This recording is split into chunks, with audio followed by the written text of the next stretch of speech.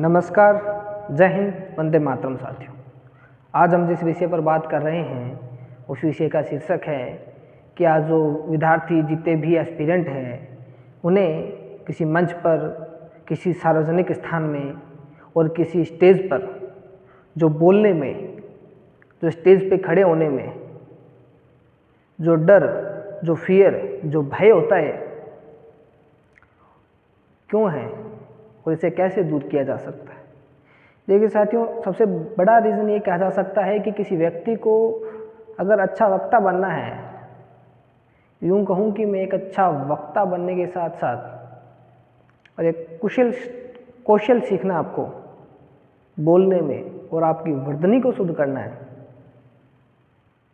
अगर आपको एक स्पीकर बनना है, आप 1000, 5000, 500, 2000 जितने भी लोगों के सामने किसी स्टेज पर, चाहे एंकरिंग हो, चाहे कोई सार्वजनिक मंच पर हो भाषण आपका, अगर आपको बोलना है, चाहे आपको किसी इंटरव्यू की तैयारी के लिए हो,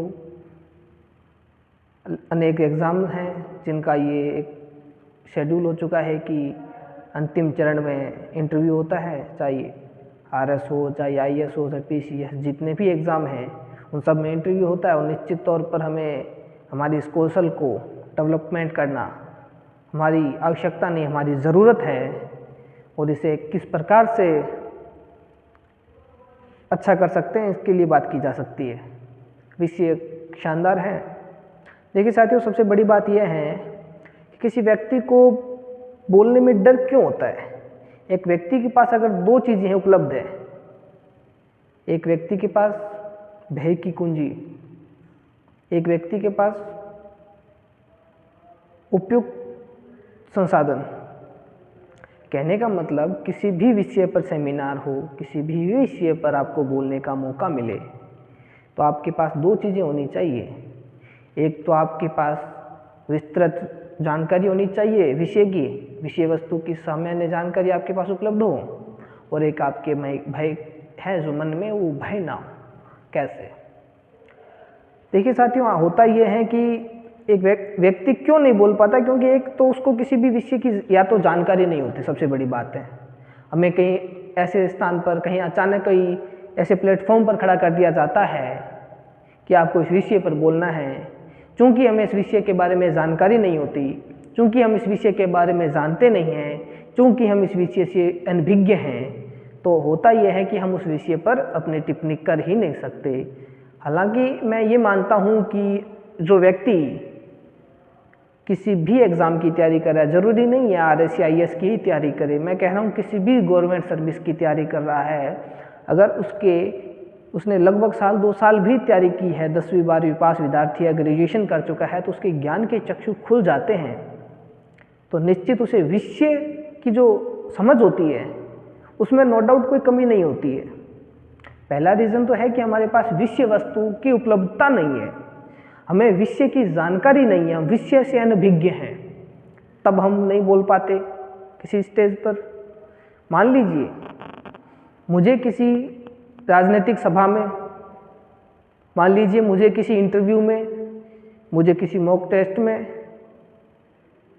मान लीजिए मुझे किसी और कहीं किसी भी सेमिनार वेमिनार में बोलने का कहा जाए और विषय मुझे नहीं ज्ञात, क्योंकि मेरे पास सामान्य ज्ञान है तो ज़रूरी नहीं है कि मुझे उस विषय पर PhD करनी है फिर उस विषय पे बोलना है। नहीं, हमारे पास सामान्य ज्ञान है, इतनी उम्र ली है हमने 18-20 साल। आज जो युवा जो तैयारी कर रहा है 18-20 साल का है, आराम से तैयारी कर रहा है इस उम्र में। तो इस उम्र का युवा जो तैयारी कर रहा है उसके पास विषय वस्तु की जानकारी नहीं होना, ये व्यक्ति की स्वयं की, मैं कहूँ लापरवाही है, या मैं कहूँ कि कमजोरी है, माइनस पॉइंट है, कुछ भी समझिए।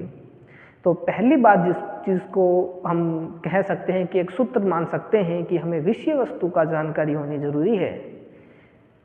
दूसरी बात, अगर हमें विषय वस्तु की जानकारी है, अगर हमें उपलब्धता है, हमारे पास उपयुक्त संसाधन है, जो विषय वस्तु है उसकी कंप्लीट जानकारी है, तो स्टेज पर कैसे बोलें?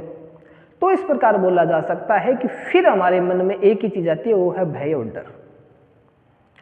अगर दोनों में से एक चीज़ में आप परफेक्ट हैं, या तो आप आपके पास भय नहीं है तो परफेक्ट भय मतलब भय नहीं है और विषय वस्तु है, दोनों में से परफेक्ट एक चीज़ में परफेक्ट है तो एक चीज़ में तो आप सुधार कर सकते हैं। अब दोनों में परफेक्ट नहीं है कि विषय वस्तु की भी समझ नहीं है और मन में भी भय है। चलती चक्की देख कर दिया कबीरा रोए, दो पाटन के बीच में साबत बंचे ना कोई, तो दो मार्ग में फंस जाओगे तो उलझ जाओगे। तो इसलिए कहा जा सकता है कि अपना एक पॉइंट पहले मजबूत कीजिए। अगर आप नो डाउट खुल के स्वतंत्र, कहते हैं ना एकदम स्वतंत्र अभिव्यक्ति की जो हमें आज़ादी है, एक अभिव्यक्ति की शानदार जो कौशलता है हमारे अंदर, वो है नो डाउट हम नहीं भय है, हमारे अंदर कोई भी किसी भी प्रकार का डर और फियर नहीं है। हम बोल सकते हैं बस हमें समझ नहीं है जानकारी की, तो जानकारी की समझ डेवलप की जा सकती है, कोई दिक्कत नहीं है। अब दिक्कत आती है कि भय को कैसे निकाला जाए।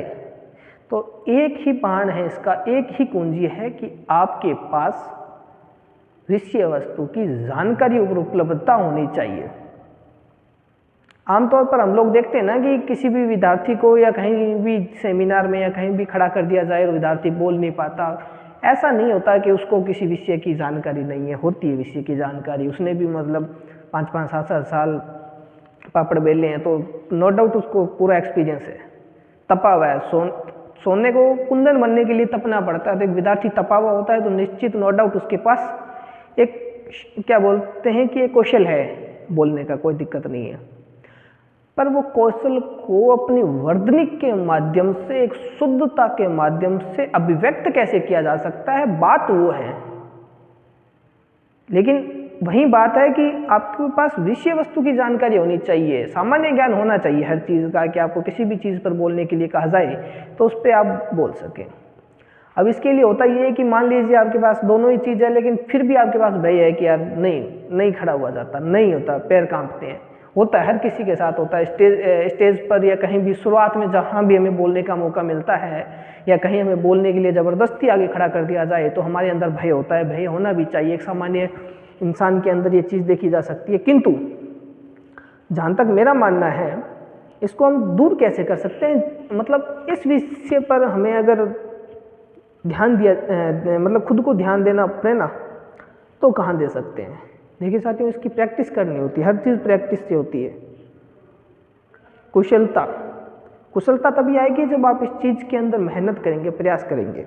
प्रयास कैसे किया जा सकता है वो भी मैं बता दूं। देखिए साथियों, इसकी प्रैक्टिस आप अपने घर से कर सकते हैं। ये कोई ऐसा नहीं है कि आपको कोई, जैसे कि डांस नहीं आता तो डांसिंग क्लासेस ही ज्वाइन करनी है, तो आपको अगर बोलना नहीं आता तो कोई स्पोकन कोर्स लेना है, नहीं साहब, कुछ नहीं लेना। घर में शीशा होगा अलमारी का, कोई बड़ा शीशा, तो उसके सामने खड़े हो जाइए। कुछ नहीं रटना, कुछ कॉपी की ज़रूरत नहीं है आपको लेने की, हाथ में कुछ मत लीजिए। जो आपको किसी भी विषय वस्तु के बारे में जानकारी है, उस चीज़ को खुदेड़ना शुरू कीजिए, उस चीज़ पे ना उसको टटोलना शुरू कीजिए कि ये कैसे है, क्यों है, क्या है। फॉर एग्जाम्पल, आप विद्यार्थी हैं तो किसी भी विषय को उठा सकते हैं जो आपकी परीक्षा की दृष्टिकोण से महत्वपूर्ण है। कुछ भी उठा लीजिए, कोई अंतर्राष्ट्रीय संगठन उठा लीजिए, कोई हिस्ट्री का टॉपिक उठा लीजिए। तो उस विषय पे, जैसे फॉर एग्जांपल 1857 का जो 1857 की जो क्रांति है उसको ले लीजिए। उसको शीशे के सामने खड़े रहकर उसमें निकालिए कि क्या हुआ था, कब हुआ था, कैसे हुआ था, क्या हुआ था, कौन सी राइफल थी, कौन सी अनफल राइफल थी, क्या उसमें कारण थे, उस समय कितनी सैनिक छावनियाँ थी, कितने ठिकाने थे, कितने केंद्र शासित प्रदेश थे। ऐसे इस प्रकार से मतलब प्रयास किया जाए तो नो डाउट, अगर शीशे के सामने खड़े रहकर अपने आप से एकांत भाव से अगर चिंतन मनन करके इस चीज़ पे प्रयास किया जाए तो मैं निश्चित नो डाउट कहता हूँ, कोई शंका की बात नहीं है कि आप इस चीज़ में कुशलता हासिल कर सकते हैं। लेकिन दिक्कत यही है ना कि हमारे अंदर नियमितता नहीं है। नियमितता तब तक नहीं होगी तब तक हमारे अंदर कुशलता नहीं आएगी। कुशलता तभी आएगी जब हमारे अंदर नियमितता होगी। नियमितता कैसे लाई जा सकती है, इस पर भी बात की जा सकती है। टाइम टेबल, शेड्यूल होना चाहिए आपके पास। अपने आवश्यकता आविष्कार की जननी है साथियों। ज़रूरत है आपको तो आपको ही करना पड़ेगा।